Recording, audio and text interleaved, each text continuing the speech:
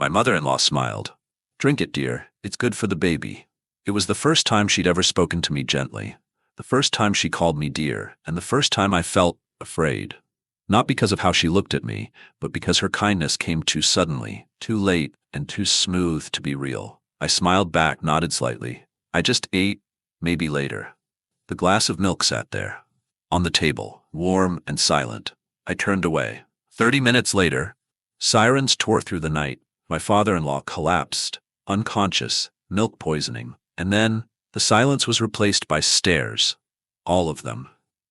Looking at me, like they'd been waiting for this moment.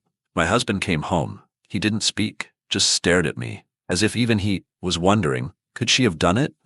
I left that house with a 5-month belly, a torn suitcase, and a laptop, and 1,000 questions no one ever cared to answer. My name is Claire Watson. I'm 29. A freelance writer living in Portland, Oregon. I survived that house by staying quiet. But that night, silence was no longer an option. If you've ever been doubted just because you didn't belong, if you've ever lived somewhere where kindness was seen as weakness, then maybe you've been Claire too. And the milk wasn't the beginning, it was the last drop. My name is Claire Watson. I'm 29, a freelance writer living in Portland, Oregon. Before I got married, my life was quiet. Mornings, coffee, a balcony, and the sound of sparrows. Nights, hunched over my desk, typing into the early hours. Money was unstable, but I never complained. Because writing was where I still felt real. The only place no one could hurt me.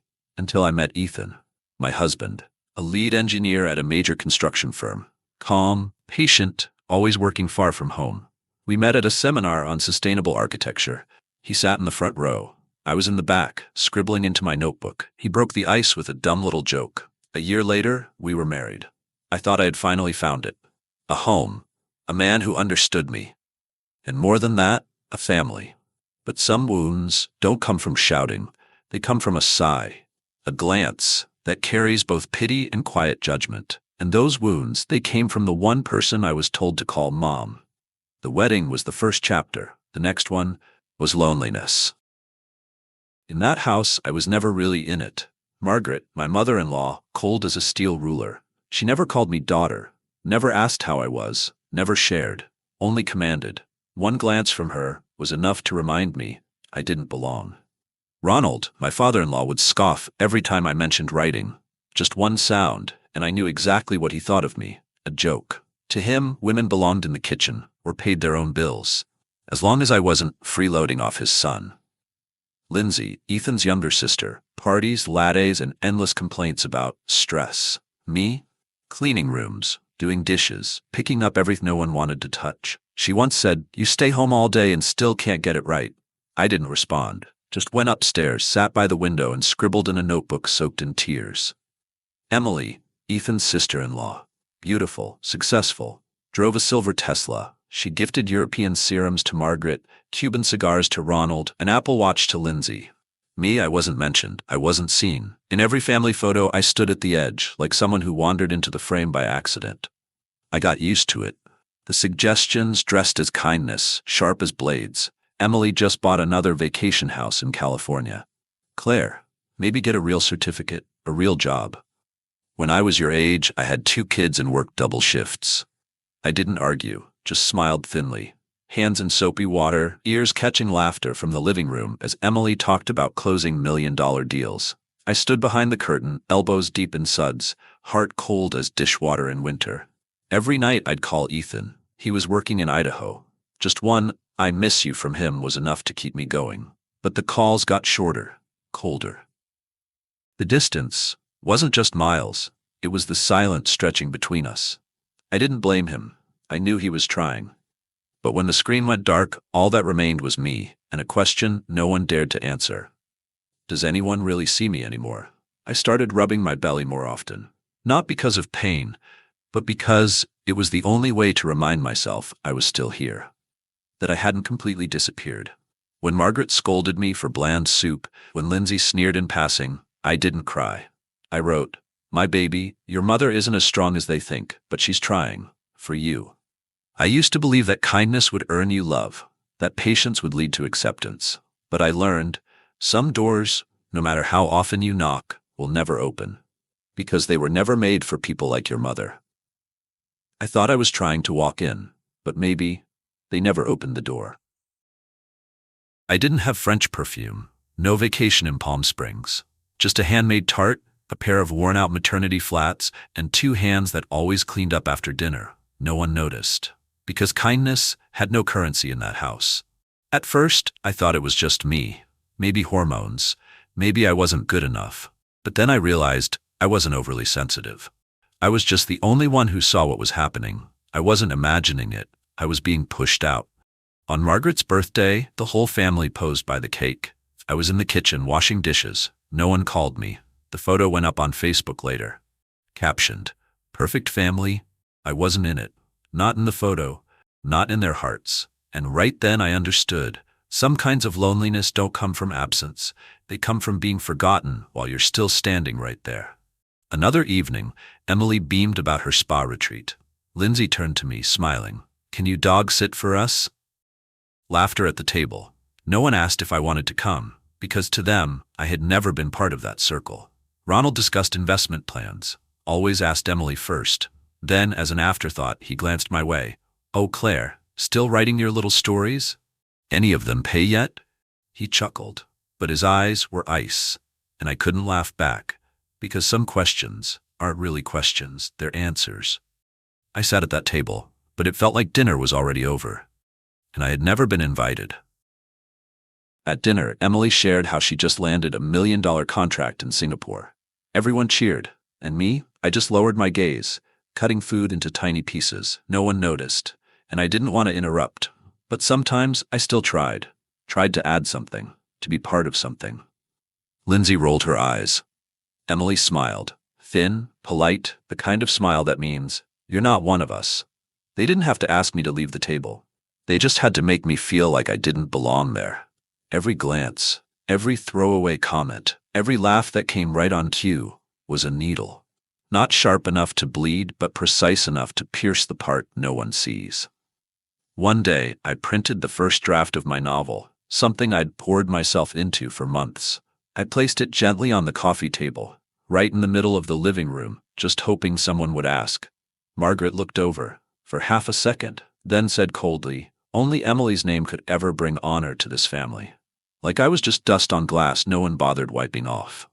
I smiled. Not because I was happy, but because if I didn't smile, I might cry. I slipped upstairs, closed the door softly. No one noticed. No one needed to. I sat on the edge of the bed, called Ethan. He was working in Nevada. Weak signal, blurry screen. He spoke a few sentences, then apologized he had to be up by 5. I nodded, whispered, "Sleep well."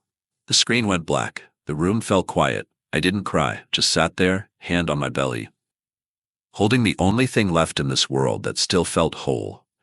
And in a breath meant only for the life inside me, I whispered, "Sweetheart, I don't have much to give you, except this heart, but I promise, you will grow up in a world that knows how to love you right."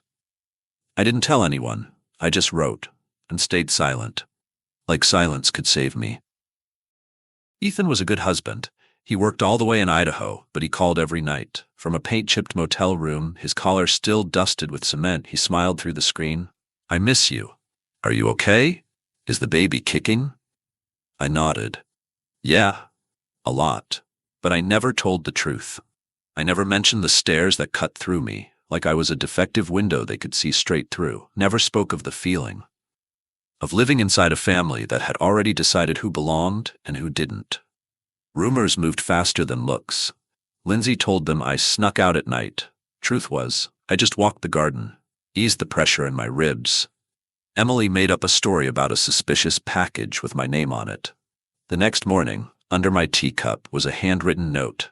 "A good daughter-in-law knows what shouldn't have to be said out loud." I didn't cry, but it felt like a door had slammed shut before I'd even gotten a chance to stand in front of it. That night I opened my laptop. Not to write a story, not a letter, just started a new file, in case notes from the inside. Documented the time, the glances, the off comments, not to explain, just to survive.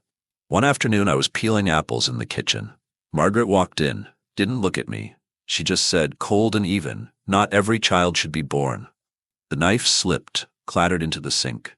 The metal hit like a scream. I didn't respond, didn't even flinch, just stood there, still holding the apple, as if I'd just lost the right to exist in that kitchen.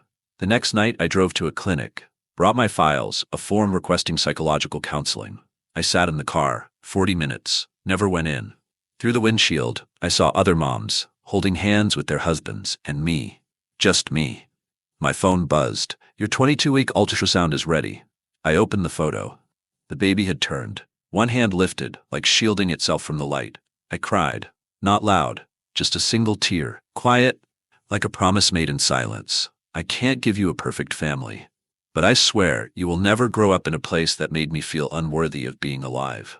I thought that was my rock bottom. It wasn't. Some pain doesn't come from falling. It comes from small bites, tiny, repeating, silent. And the worst part is, no one sees it as wrong. One time, Lindsay lost her MAC lipstick. She turned to me, eyes narrowed. Maybe you grabbed mine by mistake? I opened my bag. Inside, a chipped drugstore lipstick. $3. No one said anything. No apology, no eye contact. Margaret shrugged. Not a big deal. I smiled, but not because it was funny. That was the first time I realized, in this house I wasn't assumed innocent. One morning, it rained. I saw a stray kitten curled up on the porch, soaked, shivering, barely the size of my palm. I wrapped it in my sweater, brought it inside, set it down on a dish towel in the kitchen. Lindsay shrieked, "Oh my God, it touched my dress!" Margaret didn't even turn around. She said, flat, practiced, "Take it out. This house doesn't keep problems." I looked at the kitten. It didn't meow. It just clung to my hand with one tiny paw, eyes wide, like it understood everything.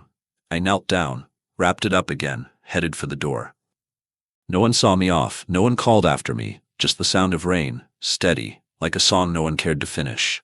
That night, someone spilled coffee on my printed manuscript. Stains bled through the paper.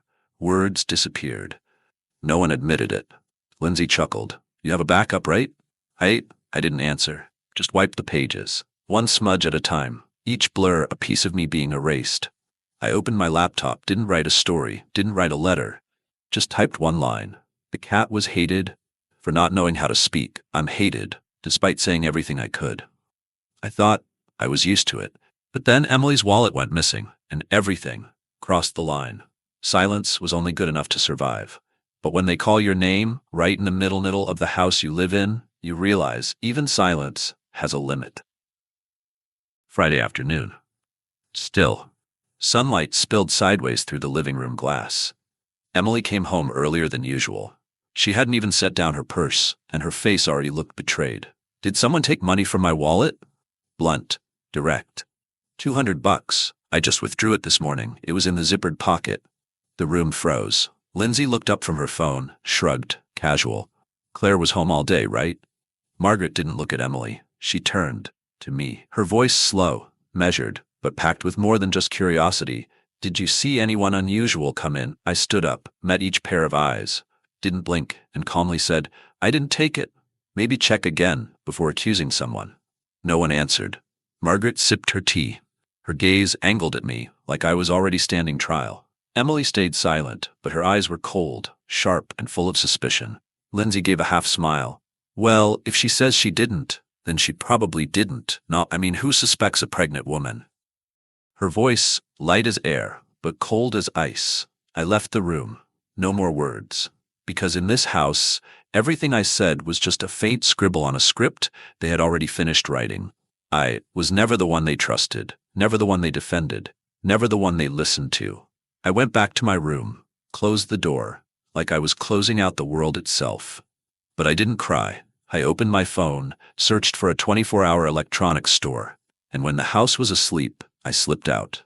2 a.m., I sat alone in the kitchen. The warm light spread across the table and into the corners of myself I'd stopped visiting.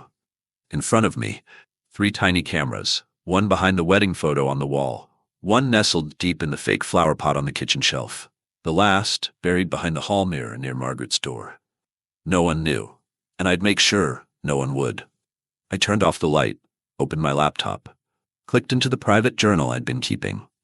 Each keystroke cut like a blade. October 24th, after being accused of theft, installed cameras, not to prove I'm innocent, but to have proof when they show themselves guilty. I thought the worst part was being doubted. Turns out, there was worse. Month 5. My belly grew by the day, but I was still the first one up, still scrubbing floors, hanging laundry, taking out the trash, as if a life wasn't quietly forming inside me. Every time I bent to lift the laundry basket, a tight pull shot through my lower stomach. I gripped the table edge, whispered, "Slow down, so the baby doesn't get squeezed." It wasn't just a reminder, it was an apology. When I crouched under the kitchen cabinet to scrub grease, my body didn't feel like mine anymore. Each stain a reminder, I still had to keep going. Margaret walked past, saw me slumped next to the vacuum. No concern, just a drop of judgment. "Make sure to get the corners. Someone said the house smelled last week." I nodded, didn't say a word. Because in this house, reasons didn't matter, only blame. Lindsay was out all day. Emily posted a photo, working hard, matcha latte in hand. As she walked past me scrubbing the hallway floor, she smiled. "Wow, you're really committed. If I were pregnant, I'd be horizontal 24/7. I didn't answer. Not because I didn't hear, but because some words don't deserve a reply. At the end of the day, I dragged myself back to my room, opened my laptop, typed a few lines, more like breathing than writing. October 25th, too tired to sleep, scrubbed the floor 3 times. I kept going. While washing dishes, the baby kicked my ribs. I sat down. Emily asked if I had a condition. I didn't sob. Just let the tears fall, small, steady, silent. Not because I was weak, but because I felt myself fading from my own life. I thought it couldn't get worse. But the next morning, they found a new reason to doubt me. Early morning, I was in the kitchen making breakfast. The smell of onions still clung to my fingers. Then, Margaret stormed down the stairs like a hurricane. In her hand, an empty jewelry box. Her face pale, eyes wild with fury. "My pearl necklace is gone. That thing doesn't just walk off by itself." One by one, they started gathering in the living room. Lindsay yawned, flopped onto the couch. Emily crossed her arms, annoyed she'd been woken up. Ronald sat still, sipping his coffee like this wasn't his circus. I stepped out from the kitchen, still wearing my apron. Didn't even have time to ask, before Margaret spun toward me and pointed like a judge handing down a sentence. "I'm asking one last time, who took my anniversary pearls?" Lindsay shrugged. "Lazy. Wasn't me. Why would I steal a necklace?" Emily sighed, tucked her hair behind one ear. "I've got pieces 3 times that value. And let's be honest, pearls don't really go with my aesthetic." Ronald just nodded, eyes still on his cup. "I'm the one who gave it to her. Why would I take it back?" I opened my mouth to speak, but Ronald's eyes flicked to me. Quick, cold, just long enough to plant a seed of doubt, and somehow it spread. Every eye in the room turned to me. I froze in the kitchen doorway. Margaret faced me again. Her voice wasn't loud, but it sliced like a scalpel. "You're home the most. If you took it, just say so. I won't tell Ethan." I took a breath. My voice didn't shake, but it was small. "I didn't take it. I've never touched anything in this house that wasn't mine." No one said a word. Silence. And in that silence, I heard something break, even though it was never whole to begin with. Margaret crossed her arms, shook her head slowly. "No one else went into my room but you. And don't forget, you don't have a job. You probably need the money, don't you?" I said nothing, because in this house, sometimes silence is all it takes to be declared guilty. I said nothing else, because I knew the rule in this house: the more you defend yourself, the more guilty you sound. They had already picked the suspect. Everything after that was just rehearsal. The family meeting ended with the slam of Margaret's door, loud, like a judge banging the gavel. Inside her room, she grabbed the phone and dialed Ethan. "Ethan, you need to talk to your wife." Her voice, sharp and slicing. "My pearl necklace, the one I wore last Christmas, is gone. I'm not accusing anyone, but in this house, only one person had the motive and the opportunity. She says she didn't take it, but think about it. Who's home all day? Who doesn't have a job? Who's always hanging around near my room? I can't live in a house where things just disappear." On the other end, silence. A pause heavy as lead. Then Ethan said, slow but certain, "Okay, I'll come home early." I was shaking, anger pulsing through me. I rushed into my room, opened my laptop, pulled up the camera footage, then froze. I had never installed a camera in their bedroom, only the hallway, the kitchen, the living room. I rewound, fast, then frame by frame. No one entered that room except Margaret. and Ronald. Then I saw it, a blurry clip. Ronald walked in that afternoon, climbed the stairs, entered Margaret's room. A few minutes later, he came out, alone. No one else saw him, but the way he walked out, I couldn't explain it. Something felt off. Wrong. No hard evidence, just a gut feeling. But this time, I wasn't staying silent. I'd wait. Wait for the moment when the truth would speak for itself. The next day, Margaret did what she always did. She grabbed her bag and walked across the street to Eleanor's. Whenever she needed to vent, Eleanor was her personal audience. The kind who nods, who never asks inconvenient questions. And me? I was always the villain in her stories. Ethan was still packing to come home, but someone else, someone unexpected, had already started to see what his family refused to. And she was waiting for him on the porch. Eleanor Mitchell, 67, lived alone in the house next door. She was quiet, graceful, and observant, the kind of woman who didn't talk much, but noticed everything, listened carefully, and only spoke when it truly mattered.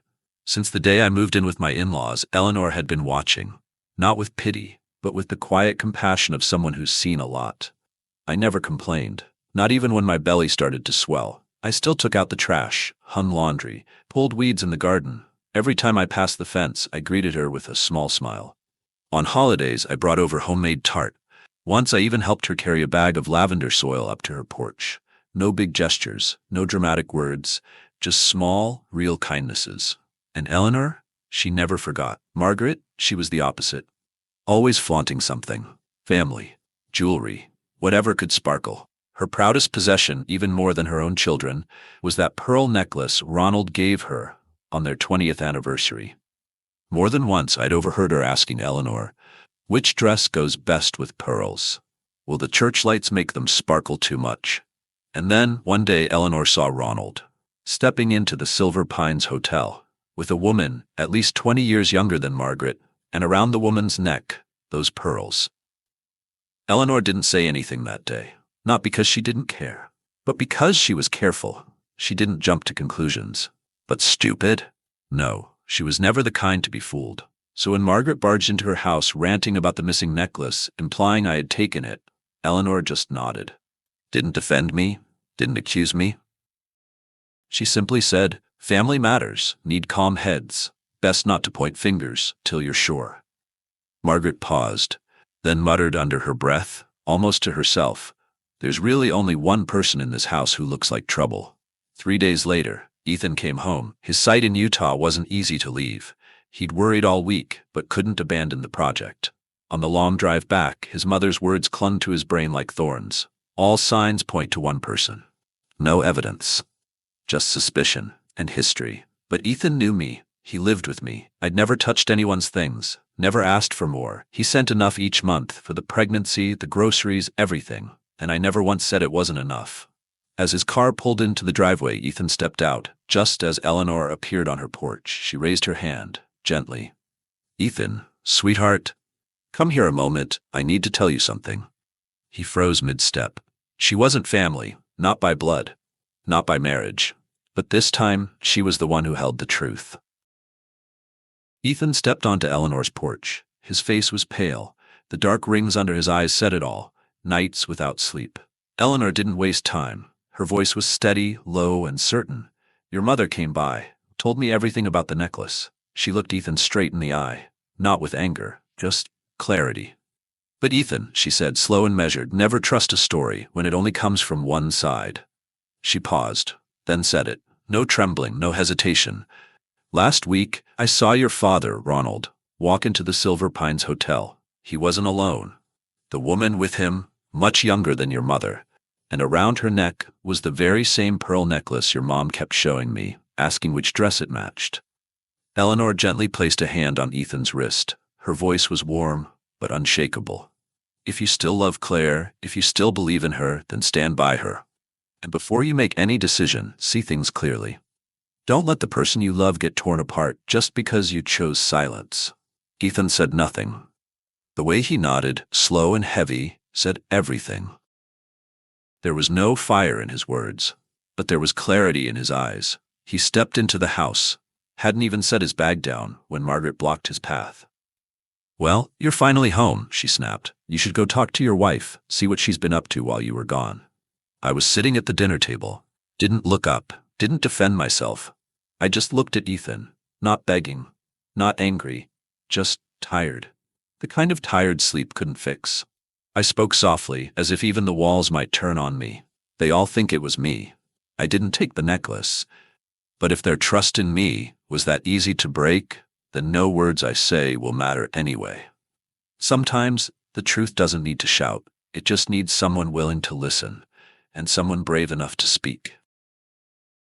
Ethan didn't speak. He just looked at me. Long, so long, like he was searching for something he'd lost somewhere, between job sites, miles of highway, and the road that was supposed to lead him home. That night, in the silence of our shared bedroom, I told him everything. No drama, no blame, just the truth, bare, simple, one piece at a time. I didn't mention the cameras, didn't accuse anyone. Anything I couldn't prove, I left out. When I finished, I walked to the window. Outside, night had settled. The streetlight threw a pale glow across the curtain, casting my shadow, thin, still, onto the wall. I wrapped my arms around my belly, as if holding on to the only thing in this world that still fully belonged to me. I know, my voice cracked, but I kept going. I'm not the favorite in this family. I'm sure your mom said a lot of things about me. I stayed, because of you, because I believed, at the very least, that you believed me. I paused, then whispered more to myself than to him. I don't have much, no fancy title, no career to impress anyone, but that doesn't mean I'd ever do something wrong. Being doubted hurts, Ethan, more than I thought it could. The tears came, slow, silent, no sobs, no collapse, just pain, slipping down quietly. Ethan stepped forward, placed a hand on my shoulder, soft. He stood there, then wrapped his arms around me from behind. No words, no promises, no performance, but somehow, that was enough. Because sometimes the only thing you really need is someone who doesn't ask, "Are you sure?" but says, "I believe you." That moment was enough. Enough for me to know my heart still had a place it could lean on. "I'm sorry," Ethan whispered into my ear. "For the job, for the distance, for not being there for you and the baby the way I should have been." He paused, his voice lowered, steadied. "But Claire, I know who you are, and I believe you." I turned around, rested my head against his chest. For the first time in I don't know how long, I let myself be soft. In his arms, I didn't have to be strong anymore. I was just a woman carrying a child, a woman who needed to be trusted, to be loved, to be protected. "Thank you," I whispered. "If you didn't believe me, I don't know how much longer I could have survived in that house." He pulled me in tighter, no more words. He understood. And this time, he wasn't going to let me carry it all alone. "I'll get to the bottom of this," he murmured. "I'm here, for you, for our baby." I leaned into his chest. Let go. Not because I was weak, but because I finally had somewhere safe to fall. A man who believed me without proof, without questions, just with his heart.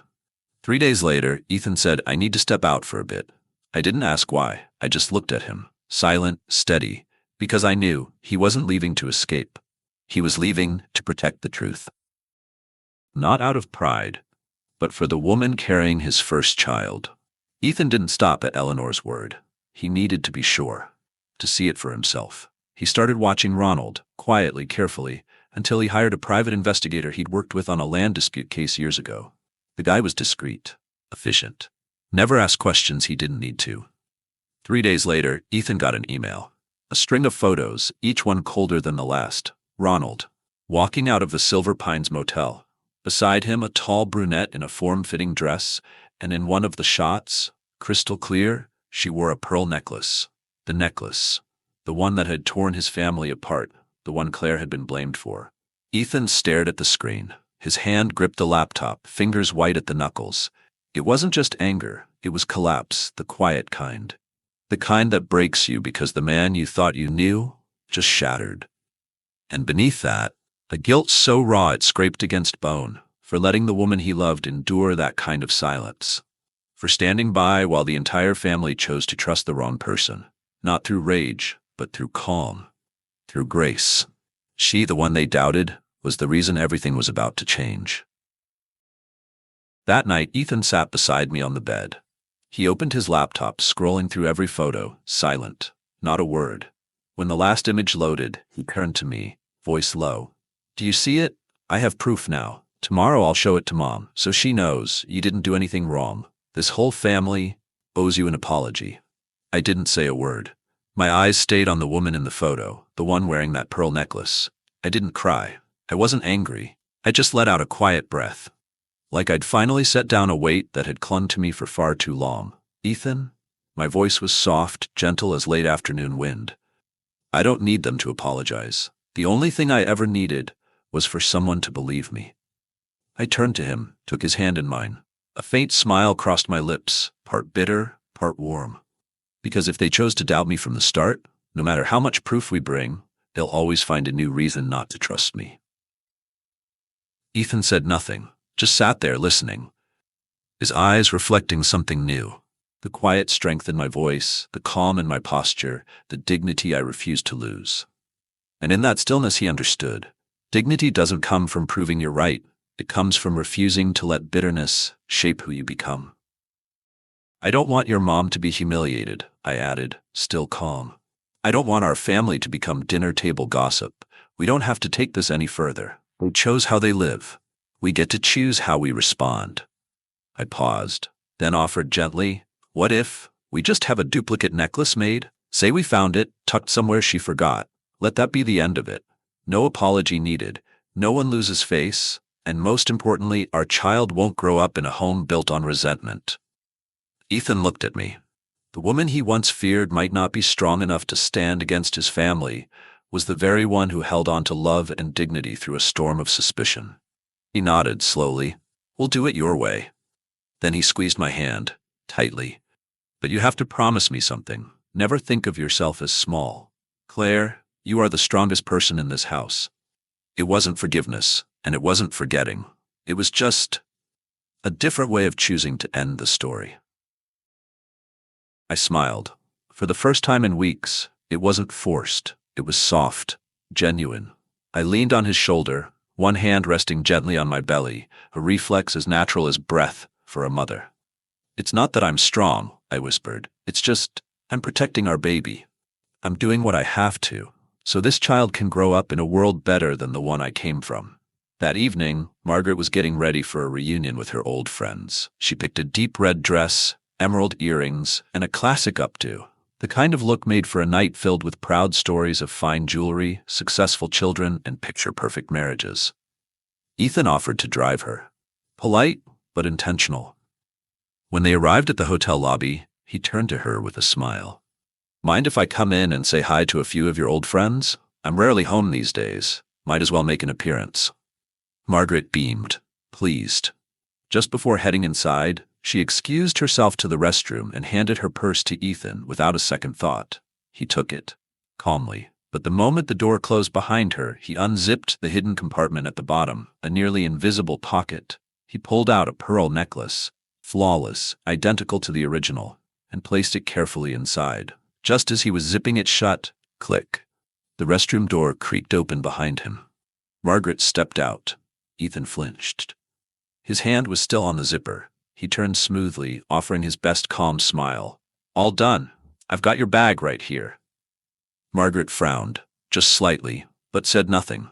She took the purse from his hand. This thing feels heavy tonight, she muttered. Then she smiled again, lifted her chin, and walked into the ballroom, never realizing that the truth was already resting in her hand. Sometimes, the gentlest way to reveal the truth is to let them find it for themselves. But then, Margaret's hand froze. Something felt off. Her fingers brushed past the usual contents and landed on something cool, round, gently glinting beneath the inner lining. Her eyes widened. This is my pearl necklace?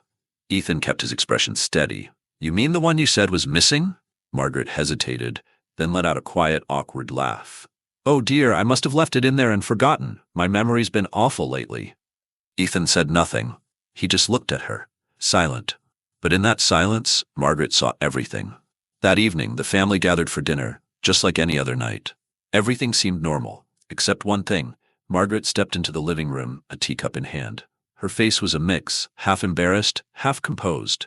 Everyone, she began, taking a breath, about the pearl necklace. I found it, in my own purse. The room paused. Emily blinked, surprised. Really? That's strange. Margaret nodded. A tight smile stretched across her lips. I must have slipped it in there and forgot. My memory truly isn't what it used to be. Then she turned to Claire, still sitting quietly, hands resting on her belly. No anger, no relief, just the look of someone used to being doubted. Claire, I'm truly sorry, Margaret said, her voice lower now. I was out of line. I shouldn't have doubted you like that. Ethan sat beside his wife, fingers brushing over the back of her hand. He said nothing, waiting to see if the apology was real. Emily spoke next, hesitant. I'm sorry too, Claire. I might have jumped to conclusions. Good thing the necklace turned up. Lindsay murmured under her breath. I'm sorry too. But apologies don't always arrive where they're needed, and sometimes no one's waiting for them anymore. The air felt calmer. Emily switched the topic to dessert.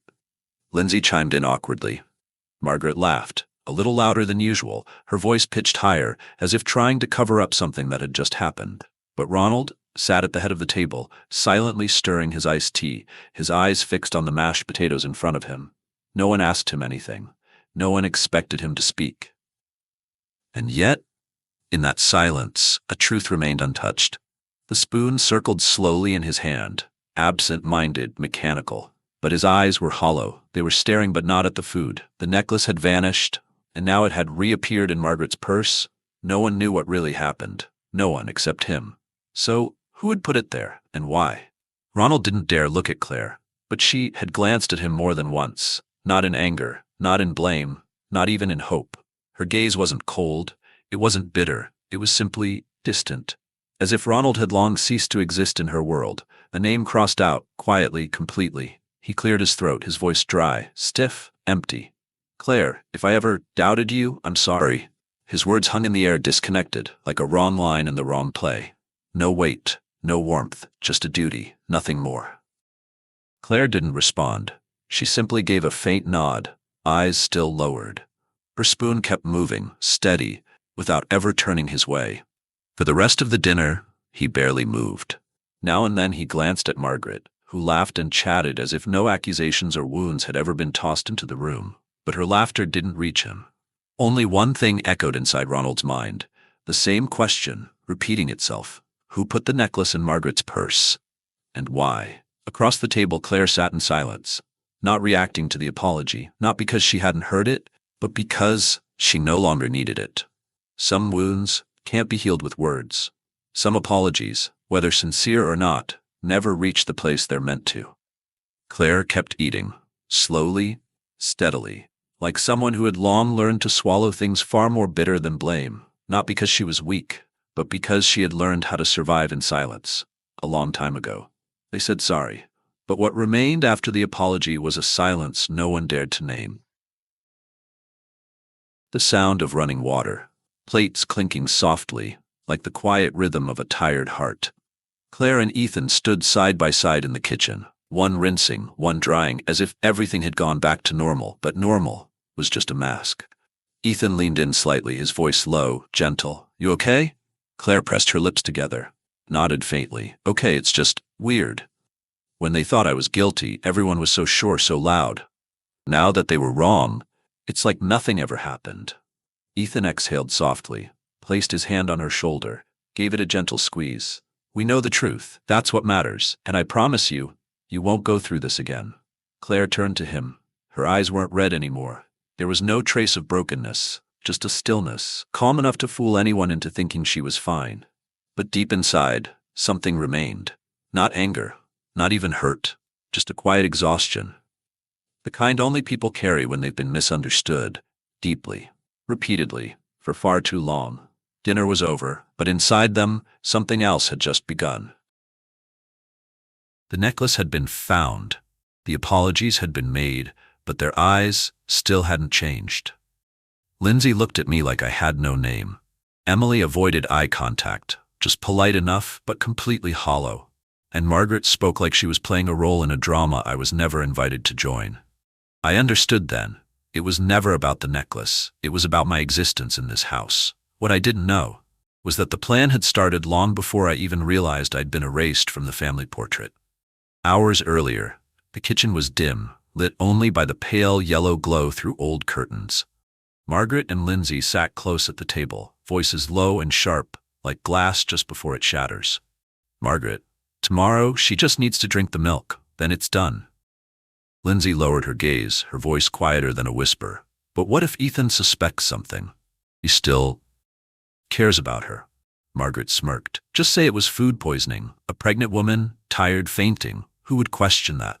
Lindsay looked down at her hands, murmured, I miss the old Ethan, before he changed. Margaret reached over, gripped her daughter's hand. Then that baby can't be born. Without it, Ethan will see clearly again. Lindsay nodded, but didn't look up.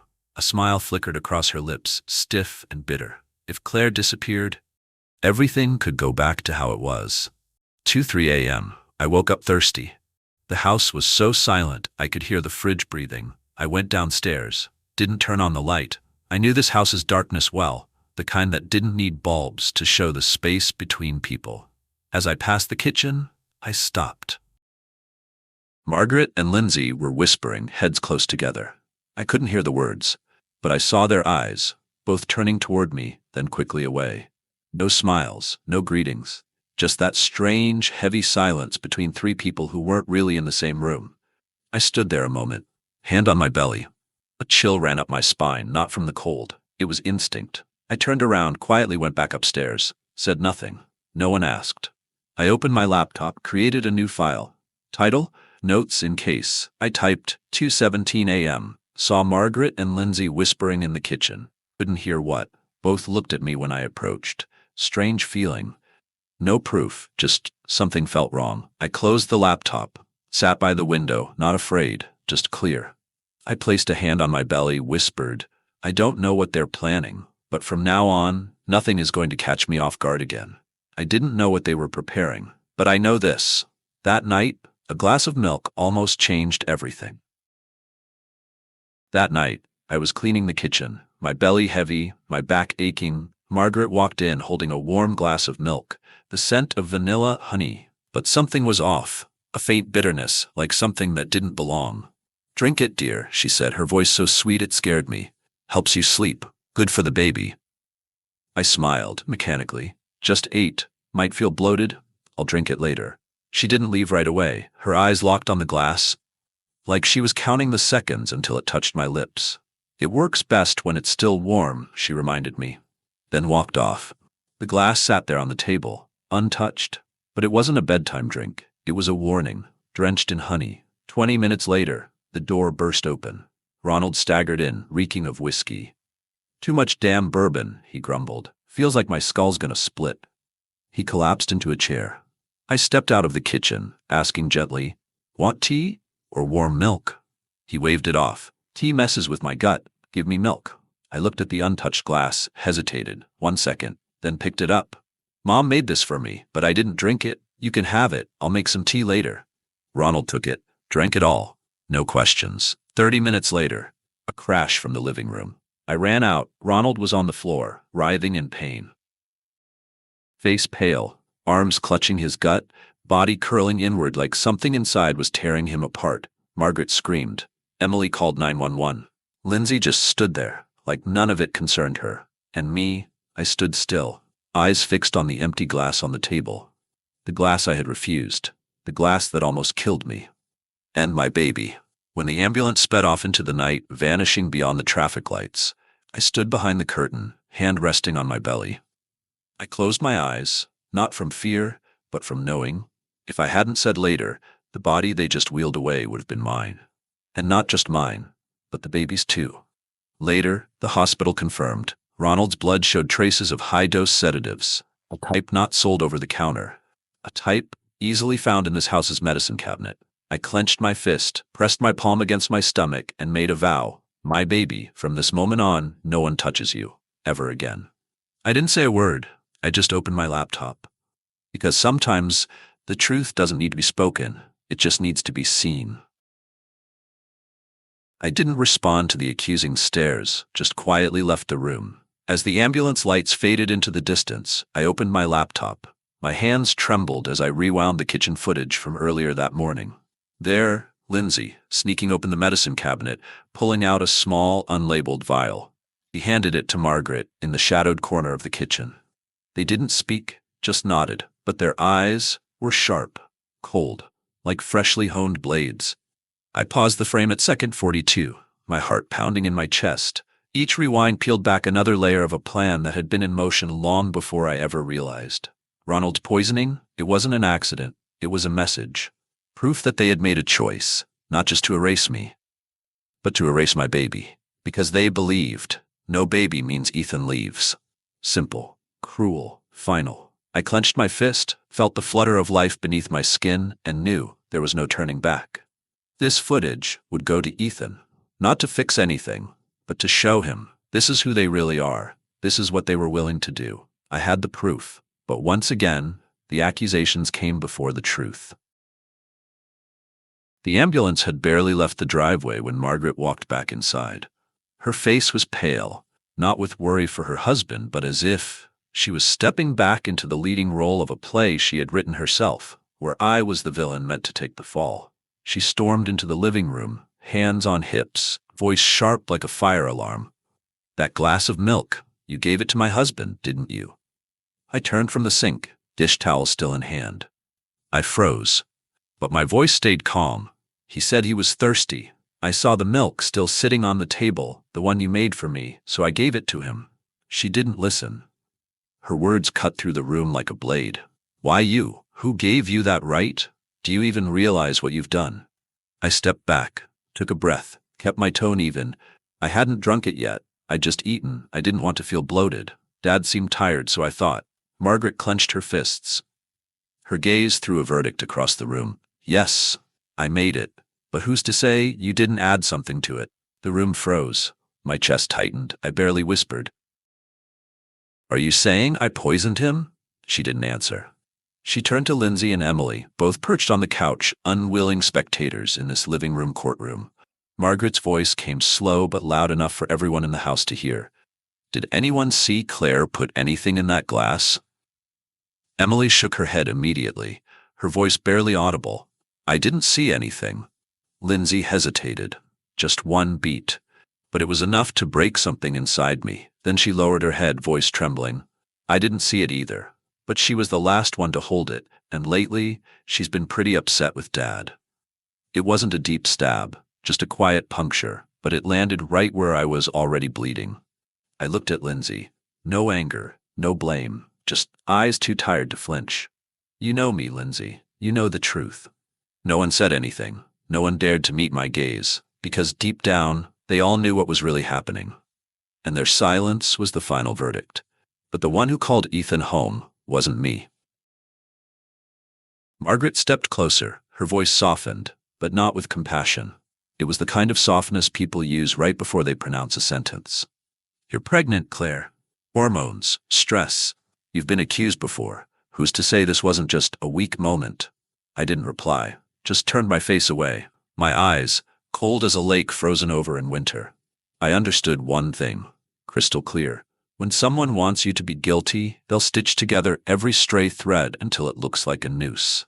Truth doesn't matter once they've decided what to believe, and I knew if I didn't save myself, no one else would. 10:53 p.m.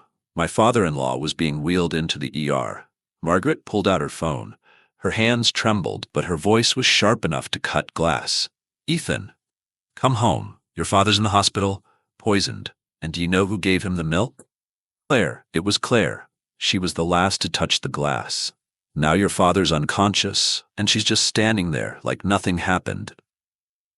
Ethan froze. He was still in Idaho, sitting in his pickup truck parked on site. His laptop glowed with the reflection of blueprints, but his mother's voice shattered everything. "Claire? Gave the milk? Poisoned?" His heart seized up. No more questions, no hesitation. He slammed his laptop shut, started the engine, and drove into the night. The windshield fogged with breath. Headlights cut through the black, casting long streaks across an empty road. His mind was chaos. His mother's voice, Claire's face during the last ultrasound, the tired smile when she spoke about their baby, the sadness in her eyes lately that he'd dismissed as just hormones. Could she really? His heart answered, no, never. But his mind, that old cold voice, whispered, "You weren't there. Your mother doesn't lie. Even Lindsay said Claire was the last one holding the glass. Ethan gripped the wheel tighter. His knuckles turned white. She once told me she didn't need much, just for me to believe in her. But what about me? Do I still have that belief when the entire world is pointing fingers? Every passing mile marker was like a paper cut across the silence between them. But Ethan knew he had to see her, had to look her in the eye, because only in her eyes could he find the last thread of hope to keep from falling apart.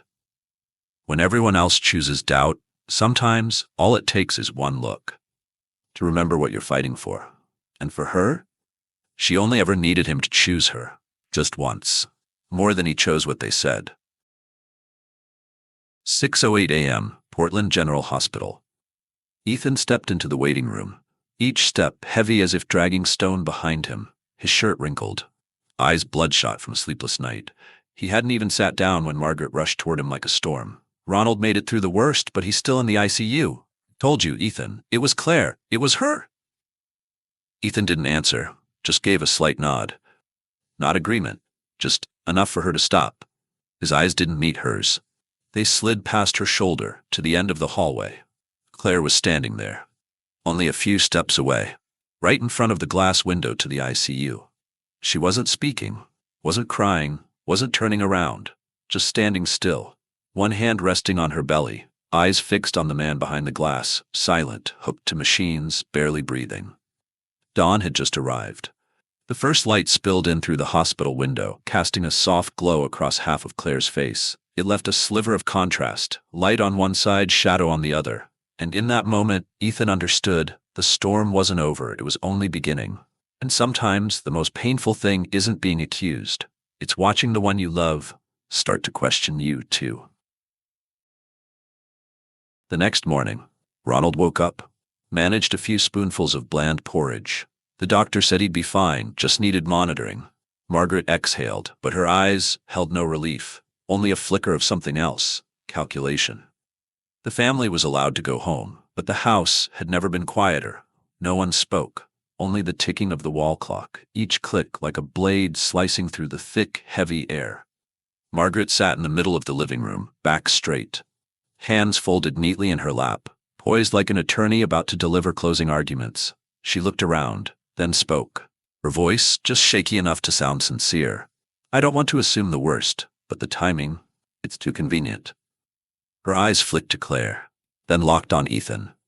I made that glass of milk for Claire, but she's the one who handed it to your father, and 30 minutes later, he collapsed. I'm not saying she did anything, but Ethan, how can we be sure? She placed her hand gently on her son's, soft, pleading. Her eyes were cold. Lindsay shifted in her seat, as if someone had nudged her under the table. She lowered her gaze, voice small but sharp like a sugar-coated needle. I'm not sure, I just remember she was the last one holding the glass. Emily stayed silent, just glanced at Claire for a second, then looked away, like the truth was too hard to face head-on. Claire sat in the far corner, arms wrapped around her pregnant belly, like it was the only thing still holding shape in a collapsing world. Her face was blank, not angry, not sad, just empty. Ethan looked at his wife, then turned to his mother, his sister.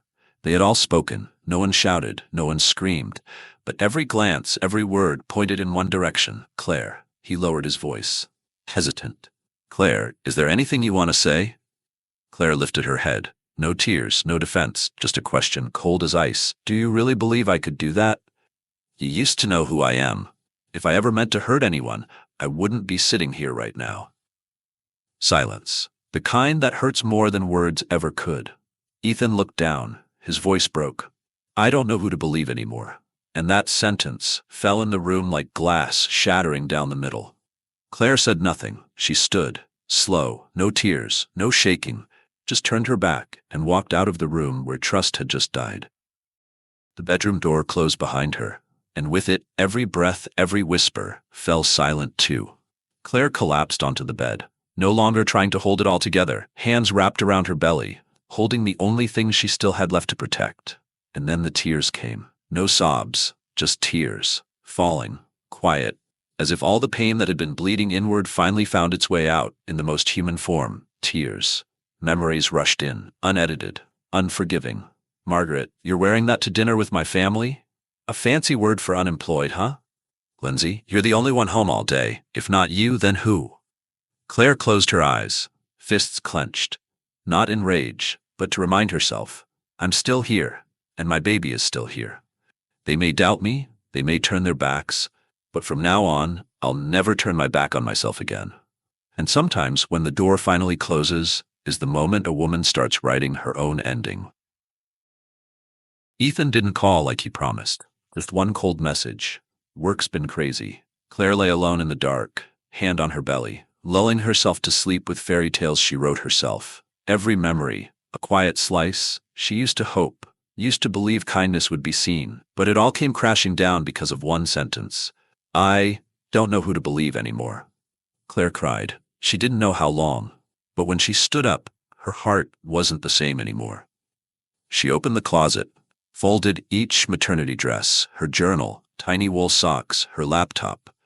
A USB filled with proof, but now, what was the point? If the person you love doesn't believe you, what good is the truth? She took a deep breath, wiped her tears, looked around the room she once dreamed would be home. Now just a box hollowed out by lovelessness. I'm not leaving because I gave up.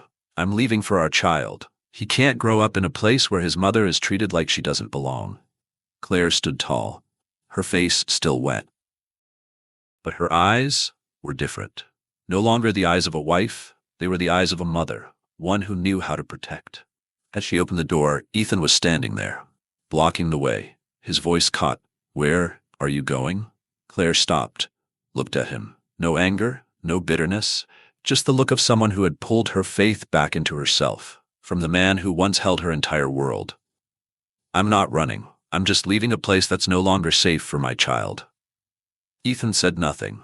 Claire didn't wait for a reply, because now she finally understood. Real trust only needs one person to hold it. And sometimes we don't walk away out of rage, but because we're finally strong enough to stop waiting for someone else to understand us. Claire stood tall. Her voice was soft, but every word she spoke fell like heavy stones. I don't need you to pick a side. That I understand. But if there was even one moment, just one, where you thought, what if it's true? Then this place has nothing left for me to hold on to. Trust can't survive in a house built on doubt. Ethan clenched his fists. His lips moved, but no sound came out. Claire turned away, opened the door. Morning light spilled in, spreading across the doorway like a golden carpet, unfolding a different world. Quieter, truer. And for the first time since stepping into this house, Claire walked out with every piece of herself intact. No strings, no apologies, no lowered head, and she didn't look back. She didn't need to say anything more. Because sometimes, silence is the loudest verdict for those who stayed behind. Since the day Claire walked out, the house, once filled with voices, fell into a silence that echoed too loudly. No one asked what was for dinner. No one reminded anyone to take out the trash or wipe the soap streaks from the floor. Margaret, who once saw giving orders as a form of control, now had to face all the things she used to call just chores. One morning, she slipped on the soapy kitchen tiles. The crack of bone snapped through the quiet. Broken arm. 3 months in a cast at least, opening a jar, carrying groceries, even changing light bulbs became exhausting little battles. She called Ronald, hoping he'd come home early, help around. Same answer, like a worn-out cassette. Factory's running overtime. Can't leave now. She called Emily, the daughter-in-law she once flaunted like a badge of pride. Emily said curtly, I'm flying to Europe. Big financial deal. I'll call later. She didn't. Lindsay? A single text. Deep in my thesis. Good luck, Mom. No one came back. No one checked in. And Margaret couldn't bring herself to call Ethan, not because he was busy, but because she knew she'd gone too far. She'd driven his wife away. And now she feared she'd lost her son, too. One late afternoon, Margaret dragged herself to the market. On the curb across the street, she froze. Emily, with her husband, walking out of a luxury hotel downtown, laughing, glowing, hands wrapped around each other like nothing in the world could ever touch them. The designer bag caught the sun on her arm. Not a single wrinkle of worry in sight. Margaret ducked behind a lamppost. Her heart sank, not out of envy, but realization. The woman she once called the perfect daughter-in-law wasn't busy. She was just busy living her life. No one asked if Margaret needed anything. No one turned back. No one saw her. Not anymore. That night, Margaret opened Facebook, searching for some trace of warmth in the old photos of family. The first thing she saw? Lindsay, the same daughter who just texted, buried in finals, can't come. Now beaming in neon lights, holding a drink in one hand, posing in a bar with flashing red and blue behind her. The caption read, "Deadline's done, time to unwind." The final blow came at the hospital. Margaret was there for a follow-up, sitting in front of the X-ray room, waiting.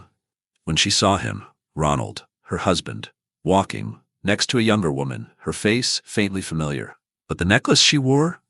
All too clear. A string of pearls, the pearls, their 20th anniversary gift, the one she went mad over when it disappeared. Margaret stood up, the words shattered from her lips like glass. "You dare!" Ronald didn't flinch, he just looked at her, cold, flat. "Watch your other arm, don't embarrass yourself more than you already have." He turned, walked away, never looked back. That night, Margaret came home, alone. She sat in a room silent as a cemetery of old memories. She looked around, chairs still, walls still, no one asking what's for dinner, no one needing her. No one was home anymore. And for the first time after years of pride in being the matriarch, Margaret broke. Her casted hand trembled up to her chest. Her lips pressed tight, then parted in a whisper. "Claire, I was wrong." She had been wrong, but Claire was never given the chance to be right. Claire lived in a small apartment at the end of the street. Every morning started the same. The delivery truck's rumble shook the window frames, a reminder that another day had come, even though yesterday's pain still lingered. Night after night, Claire sat before her old wooden desk, typing stories about women who overcame adversity. But then, her hands would stop. Tears fell onto the keyboard, one drop after another. She had once written out a divorce petition, not because she had stopped loving him, but because she feared her unborn child would grow up in a home where trust no longer existed. But every morning, when the early sunlight filtered through the curtains, Claire would tear the paper to pieces. Each piece was buried deep in the drawer, along with hopes she had yet to voice. She thought about the characters in her stories. They, too, had suffered, betrayed, abandoned, standing at the edge of despair, just like she was now. But Claire had never allowed their stories to end in darkness. So why should she allow her own life to go that way? If those fictional women deserved healing, then the child growing inside her deserved it even more. Claire understood it was time to rewrite the ending, not just of her short stories, but of her own life. She opened her laptop. Her hands trembled slightly as she clicked on the folder. Camera logs. The clips appeared. Whispers in the night, glances as sharp as knives, words laced with intent. There was even a clip of Margaret at 2 a.m. "Tomorrow, it'll be over." Claire attached a scanned copy of the journal pages, the handwriting crooked, some places smeared with tears. The evidence was not just in the videos. It was in every night she sat, cradling her belly, in a dark room where no one stood by her. Claire didn't write explanations. She didn't threaten. She didn't complain. There was only one subject line: "If you still want to understand me." Ethan was at the construction site when he received the email. At first, he planned to wait until later that night to open it, but he saw the first preview line. Just one sentence. Enough to make his hand shake. He closed the design files, removed his headphones, and clicked the link. She had lived in silence for far too long. But this time, with the truth in her hands, Claire would not be silent anymore. Before Ethan received the email, Claire had prepared everything. She sat in front of her laptop. Her hand gently touched the mouse. The clip from the kitchen camera appeared. Lindsay stealthily took a bottle of pills from the cabinet, handed it to Margaret in the dark corner. No words were spoken. Only the look, cold, like someone who had weighed the consequences and chosen the worst. Claire looked down at her belly. Her heart tightened. This house had never been home for her or her child. She attached the clip along with the tear-stained journal pages, detailing every word from that night. She typed a single line in the email to Ethan. "This is the truth, you decide." She didn't seek forgiveness. She only wanted him to understand the things he had once ignored, and for the child inside her, deserved to be protected. Claire clicked send. No trembling, no hesitation. Just the quiet strength of a mother who knew she couldn't wait for anyone else to save her child. The first video appeared. Claire was accused of stealing the pearl necklace. Lindsay lowered her head, eyes wavering. The next clip, Ronald came home, then left soon after, his gaze like he was hiding something. And then, Margaret's voice rang out from the kitchen camera at midnight. Cold, sharp, like a dagger. Ethan couldn't tear his eyes away from the screen. Minutes passed, and the truth became painfully clear. Claire had carried all of it alone. He opened a page of the journal, the page written on the night he chose silence, when he should have spoken. The ink smudged, not because of a broken pen, but because of tears. Each line of text felt like a knife carved into his heart. He read, then read again. Until he lowered his head to the desk, crying. No one heard, only the sound of muffled sobs, like a child who had just lost the most important thing in their life. As soon as Ethan finished reading, he called her. She answered. He barely had time to speak 2 words, "I'm sorry," then repeated again and again in broken sobs. He asked where she was. Begged her to send him her address immediately. He didn't pack his bags, didn't glance back at the unfinished blueprints on his screen. Ethan left, carrying nothing but a heart full of guilt and an unshakable decision. He had to go back. On the night bus back to Portland, he sent a single message to his manager. I request a transfer to the Portland branch. Less money, slower career progress, it didn't matter. What mattered now wasn't his title. It was family. The family he hadn't been brave enough to protect before. The bus stopped near the boarding house. Ethan ran up the creaky wooden stairs, his heart pounding with every rushed step, like the sound of someone about to lose everything. Claire opened the door. She didn't say a word. Ethan stepped inside, holding her tightly as if letting go would make everything shatter. His face pressed into her hair. And then came the sobs, uncontrollable. I'm sorry. I was wrong. You don't need to forgive me. Just please, don't leave me and the baby. Claire didn't answer immediately, but she placed one hand on her belly, the other on his shoulder, holding gently. Her eyes still bore the marks of wounds that hadn't healed. But this time, they weren't cold. And in that moment, they both understood. They couldn't erase the past, but they could rewrite the ending. A warmer ending, a kinder one. For themselves, and for the child that was about to be born. But not all returns end with peace, because sometimes a door closed too late still lets in a call from the past. The morning in Portland was fresh and cool. The early sunlight filtered through the thin curtains, casting a golden hue over the small kitchen where Claire was stirring a glass of milk. Her movements were slow, each gesture deliberate and gentle, as if she were stirring peace itself into that cup. Her belly had grown, but each step was steady, a calmness that only mothers possess. Outside, Ethan sat in a wooden chair holding a warm cup of coffee, his eyes gazing distantly through the misty air. Then the phone vibrated. The screen lit up. Mom. He hesitated for a few seconds, took a deep breath, gathering enough courage to face it. Finally, he pressed the callback button. On the other end of the line, Margaret's voice came through. It was no longer sharp and firm as before. Now it carried the raspy, trembling tone of a mother who was desperately trying to hold on to what she had lost. Ethan, I know. You don't want to hear from me anymore, but I just have one thing to say.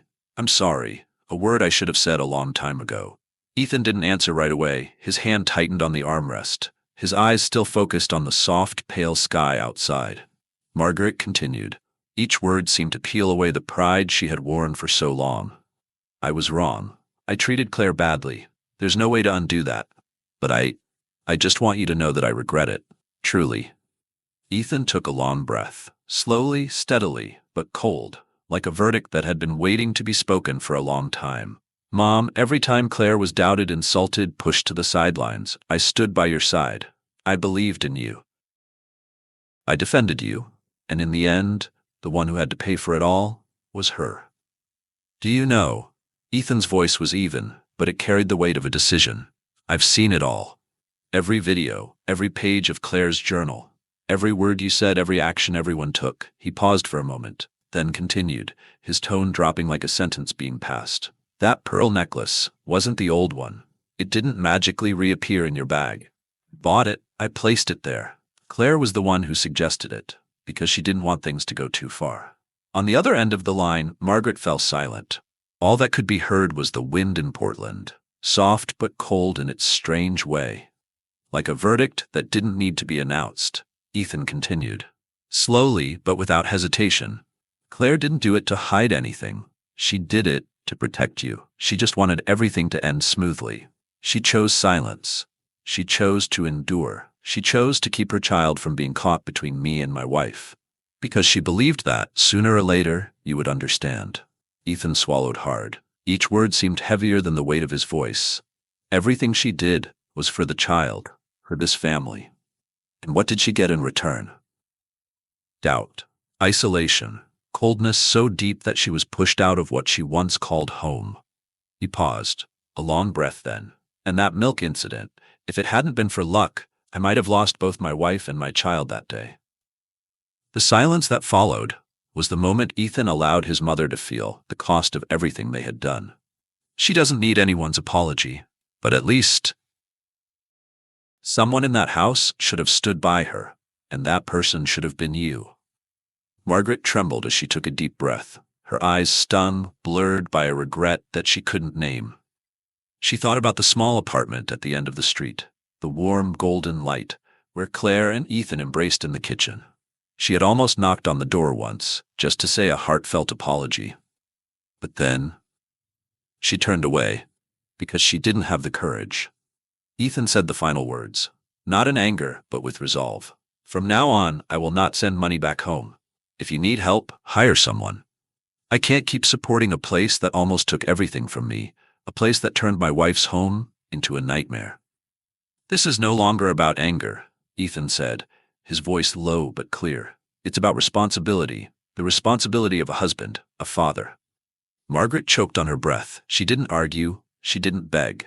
She only whispered, her voice breaking like a shattered dream. I understand now. I've lost you. And this time, I'm not sure I can ever get you back. Ethan closed his eyes. He didn't say anything more, nor did he deny it. He let the silence speak for itself and then finally said, like a farewell, I will live in a place where my wife doesn't have to bow her head just to exist. A place that's not perfect, but Claire will truly be happy.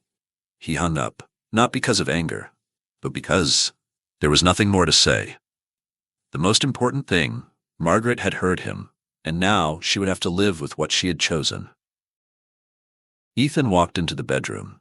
Claire was sitting on the bed, her hand gently resting on her belly, stroking as if whispering something to the baby. Seeing him, she turned, smiling, a gentle smile. No blame, no doubt, just the peace of someone who had found their safe place again. Ethan walked over, wrapped his arms around her from behind, resting his cheek on her soft hair. And he whispered, like a vow, We'll start over, Claire, and this time, I won't be late to ask for forgiveness anymore. I will be there, from the beginning. Claire turned around, looking straight at him, her eyes sparkling, but no longer sad. She whispered softly, as if exhaling, I never needed you to be perfect. I just needed you to stand by me. Ethan nodded, a smile slowly spreading across his face, his hand resting on her belly, where a new life was growing and a new promise was beginning. I will be with you, forever. And when the door to the past closed, Claire didn't just walk away. She began to build a new home, where trust would be heard, not tested. Life in the small apartment on the outskirts of Portland began to fall into a rhythm. It wasn't luxurious, it wasn't abundant, but each morning started with sunlight spilling through the curtains, the quiet scent of coffee in the kitchen, and the sight of Ethan wearing his old shirt, carefully sketching designs. Claire wrote, At first, it was just an outlet. The emotions that had been suppressed, the wounds no one had ever bothered to listen to. Then, each word became the backbone, becoming a story. About a mother, silent, wounded, misunderstood, and in the end, standing tall for a love that needed no conditions, just to exist. Claire titled her manuscript, The Quiet Mother. Every night, when Ethan and the baby girl in her womb were peacefully asleep, Claire sat beneath the soft yellow light of the desk lamp, typing line after line on her old, worn laptop. Each line like a gentle touch on an old scar. Not to hold on to resentment, just to remember, to forgive, to step out of the darkness on her own. There were nights when she placed her hand on her belly and whispered, "Almost there, my love. Mummy will carry us through." When Claire completed the manuscript, she hesitated. Who would read it? Who would understand it? Ethan looked deep into her eyes. They need to feel what you've lived. They deserve to read this story. Claire sent the manuscript to an independent publisher in Oregon, a place known for encouraging authentic voices from the community. She had no expectations. It was just a way of closing an old chapter. 3 weeks later, an email arrived. "We didn't just read, we felt every word, and we want to publish it." The Quiet Mother was officially released with a modest print run, but the feedback made Claire cry. Messages came from single mothers, from people once rejected by their families, from readers saying they found themselves in every chapter of the book. A famous blogger wrote, "Claire Watson didn't write to become a writer. She wrote as if her survival depended on it. And because of that, when you read, you feel like you're breathing again." Oregon Public Broadcasting aired a short feature about her journey. Then, a local NPR interview followed. Her story spread through blogs, mom groups, and then unexpectedly, a TikTok video of Claire speaking at a book launch at a small library by the forest went viral. "I used to think the good would be loved, but now I know. Being good isn't about accepting being trampled on. It's about choosing not to retaliate with cruelty." Just a week later, The Quiet Mother reached the bestseller list on bookshop.org, the largest independent book platform in the U.S., not because of a huge promotional campaign, but because each reader, after finishing it, wanted to gift it to someone they loved. The day the first copies of the book arrived at Claire's home, she opened the box and pulled out a copy. The white cover, the bold title, and her name printed at the top of the page. She placed her hand on the printed name, exhaled a quiet breath. Not everyone is born into a warm family, but everyone has the right to redefine what home means. 1 week after the book's release, Lindsay received an email from Ethan. No subject, no message, just a forwarded email, an old message Claire had sent him on a night she prepared to leave that house forever. Attached was a file, 2:03 a.m. kitchencam.mp4. Lindsay sat quietly on the bed, the green glow of the screen reflected in her wide-open eyes. She clicked to open the file. The video appeared, her, standing in the kitchen at 2 a.m., handing a bottle of pills to Margaret. No panic, no surprise. Just a gaze, unwavering, a slight nod, a whisper echoed clearly as if it were yesterday. "He used to be cheerful. Now he only knows Claire and the baby." Lindsay didn't cry. She just stared at the person in the video herself, and suddenly it felt foreign. She turned off the device, didn't respond to Ethan, didn't send a single word of apology. She just hugged herself and the feeling that for all these years she had mistakenly called it family. It turned out it was envy. For the first time, Lindsay felt the price of jealousy. Not Claire, but she herself had lost her brother and her self-respect. Claire and Ethan didn't buy a mansion. They didn't move to the wealthy neighborhood. They chose a small house on the edge of the forest. It had a yard, it had a garden, it had sunlight filtering through the pine trees each morning. A place with no judgment, only the sound of birds and a love big enough to start over. And from the chapters of healing books, a new chapter of Claire's life was written, by the hands of someone who almost had nothing left except herself and the child within her. Claire gave birth to a baby girl. They named her Hope. It wasn't by chance. Hope was what kept Claire standing strong through her darkest days. Now, Hope was the gentle reward for a journey no one thought she'd make it through. A woman without a real family, only trust and unconditional love for her child. 3 months later, Claire held her first book signing. Not at a big bookstore, not under the bright lights of the media, just a Saturday afternoon, in the backyard of a small wooden house by the forest. Sunlight streamed through the pine trees. Simple wooden chairs circled a tea table. And there were those who had quietly cried with the book The Quiet Mother. Claire wore a white dress, her hair neatly tied back. In her arms, Hope, sleeping peacefully as an answer that didn't need explaining. Under eyes still tired from caring for her child was a smile strong enough to make people believe that, even in silence, one can find themselves again. A reporter from Oregon Public Broadcasting asked, "What brought you from silence to this afternoon?" Claire looked down at Hope, then raised her head. Silence helps us survive, but the truth makes us worthy of living. She paused for a moment, then added, softly but firmly, the best revenge is living a life that they can no longer touch. Another female reporter with a calm voice. Claire, many people say The Quiet Mother reads like an anonymous memoir. Is this your story? Claire smiled gently. She looked down at the child in her arms, then directly at the camera. Part of it. The rest are things that, if true, don't need to be shouted in front of the crowd. She paused, then spoke slowly and clearly. This book is not to condemn anyone. It is simply how I kept myself from disappearing, amidst the things no one dares to name. That evening, the segment aired on local news, not nationwide, but it was shared across women's groups, single mother blogs, and small forums discussing kindness and resilience. In the house Claire once called family, only the sound of the TV broke the silence.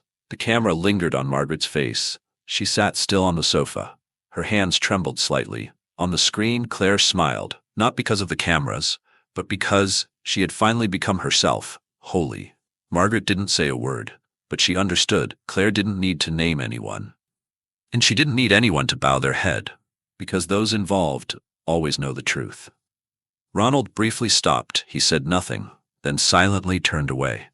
Lindsay sat on the porch steps, not scrolling through her phone as usual.